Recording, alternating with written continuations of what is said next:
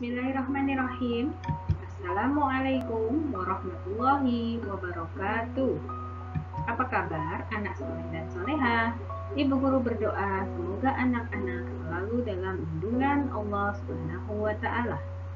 Alhamdulillah, hari ini kita ketemu lagi dalam pembelajaran mata pelajaran IPA bersama Ibu Guru Irawati. Anak-anak, dalam kehidupan sehari-hari, apakah kalian sudah disiplin dalam membuang sampah pada tempatnya? Ataukah kalian masih membuang sampah sembarangan? Ya, bagus. Ketika anak-anak sudah disiplin membuang sampah pada tempatnya, berarti anak-anak adalah pribadi-pribadi yang bertanggung jawab terhadap kebersihan lingkungan. Ya, ketika anak-anak melihat pemandangan sampah seperti dalam video yang Ibu Guru tampilkan, tentu beragam perasaan anak-anak ketika melihat pemandangan tersebut. Ya, mungkin anak-anak merasa bau sekali. Anak-anak juga merasa jijik, ya. Atau bisa juga kalian merasa sangat tidak sedap untuk dipandang. Kita sebagai seorang pelajar seharusnya kita senantiasa bisa membedakan mana yang baik, mana yang kurang baik. Begitupun dalam hal menjaga kebersihan lingkungan. Membuang sampah sembarangan termasuk perilaku yang kurang baik. Anak-anak, hari ini Ibu Guru akan kembali mengajak kalian belajar tentang pencemaran tanah. Sebelum dua video Ibu Guru yang sudah Ibu Guru berikan kepada kalian, yaitu tentang pencemaran air dan pencemaran udara, maka hari ini semua sudah siap ya? Kita belajar tentang pencemaran tanah. Apa sih tujuan pembelajaran kita hari ini? Ya, hari ini tujuan pembelajaran kita ada 3. Yang pertama, anak-anak diharapkan mampu memahami makna dari pencemaran tanah. Yang kedua, anak-anak diharapkan mampu mengidentifikasi dampak-dampak negatif dari pencemaran tanah. Yang ketiga, anak-anak diharapkan mampu menganalisis hal-hal yang bisa kita lakukan untuk mengatasi dampak dari pencemaran tanah. Ya, siap belajar? Yuk kita simak baik-baik materi Ibu Guru selanjutnya.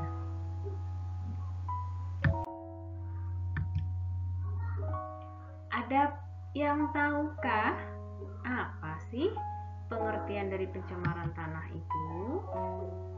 Ya, pencemaran tanah adalah keadaan di mana bahan kimia buatan manusia masuk dan merubah lingkungan.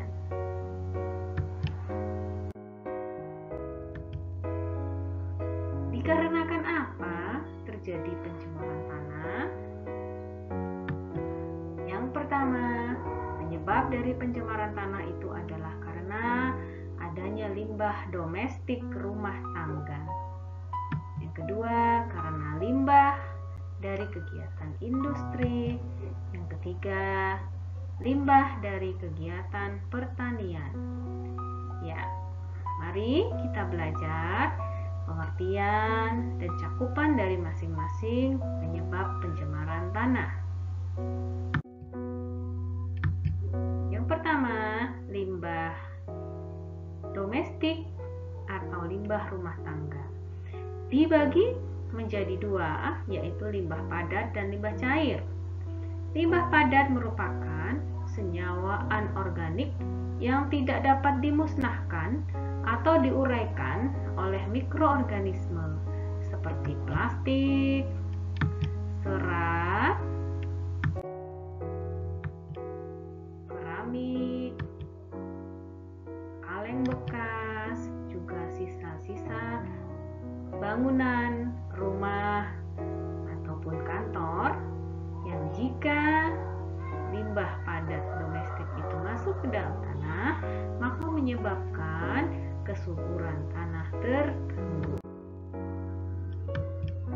Sedangkan limbah cair adalah limbah yang berupa tinja atau kotoran manusia dan hewan, deterjen, sisa hasil mencuci, oli, dan cat yang langsung dibuang ke tanah. Jika benda-benda itu meresap ke dalam tanah, maka akan merusak kandungan air tanah, bahkan dapat membunuh mikroorganisme di dalam tanah.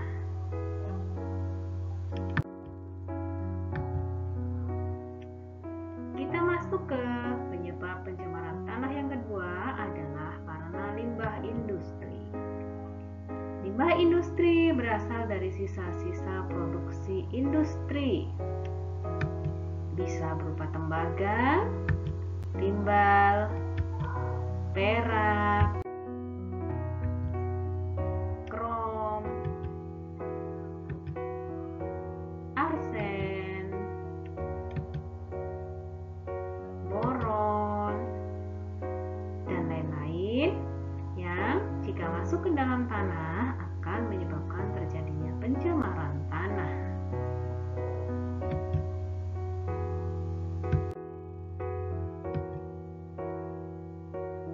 Penyebab pencemaran tanah yang ketiga adalah karena limbah pertanian. Kita semua tahu ya anak-anak bahwa Merauke adalah lumbung padi. Banyak sekali lahan pertanian, perkebunan, tanaman palawija.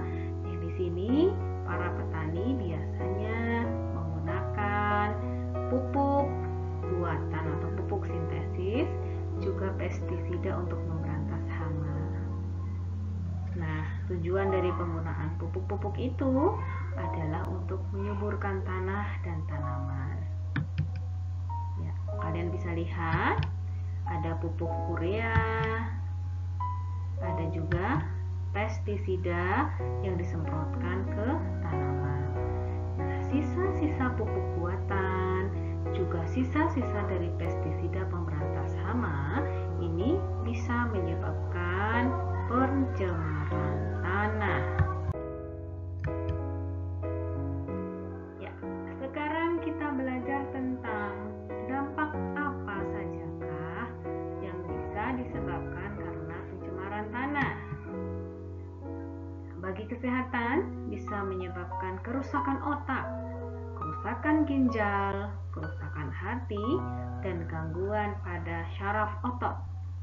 Ngeri ya anak-anak? Sedangkan bagi lingkungan bisa menyebabkan terjadinya pencemaran tanah yang akan berdampak pada terganggunya ekosistem.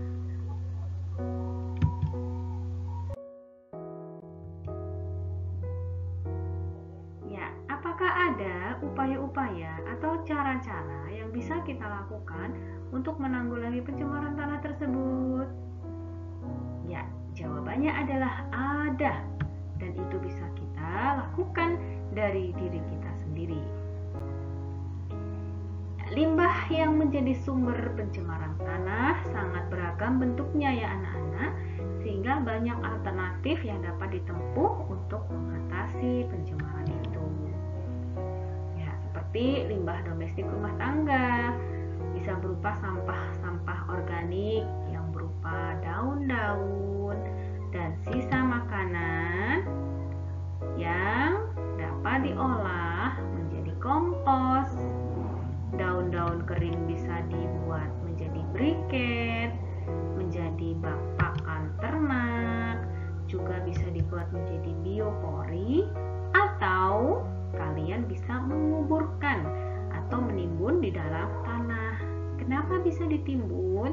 Karena sampah domestik atau yang kita sebut dengan nama sampah organik ya, sampah domestik khususnya sampah organik itu adalah sampah yang mudah sekali diuraikan oleh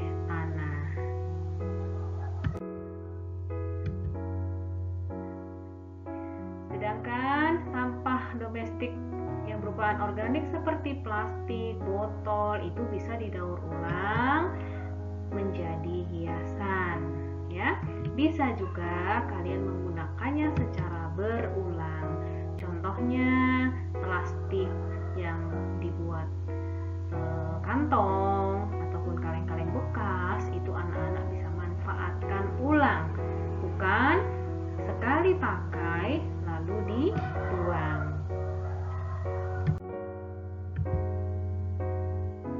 Berikutnya, untuk limbah industri dapat ditanggulangi dengan cara mengolah limbah tersebut sebelum dibuang langsung ke sungai atau ke laut. Sedangkan untuk limbah pertanian dapat ditanggulangi dengan cara mengurangi penggunaan pupuk sintetik atau pupuk buatan dan berbagai bahan kimia untuk pemberantasan hama seperti pestisida diganti dengan penggunaan pupuk kompos. Ya, alhamdulillah, sekian materi dari Ibu Guru. Semoga anak-anak bermanfaat materi yang Ibu Guru sampaikan, dan selamat menjaga lingkungan kalian. Mudah-mudahan lingkungan kalian menjadi lingkungan yang bersih dan nyaman. Wassalamualaikum warahmatullahi wabarakatuh.